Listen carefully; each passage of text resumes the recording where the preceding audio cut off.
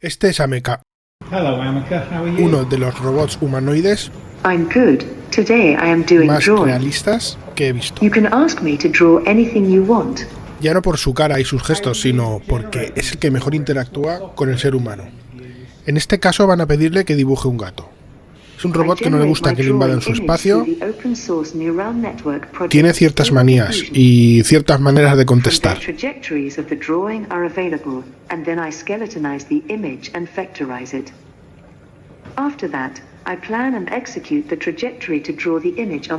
Si os gusta Mecha, pondré más vídeos. Fantastic. Can you draw us a cute-looking cat, please? Sure, I can do that. Is there any particular reason you wanted me to draw cat? There's something special about cats.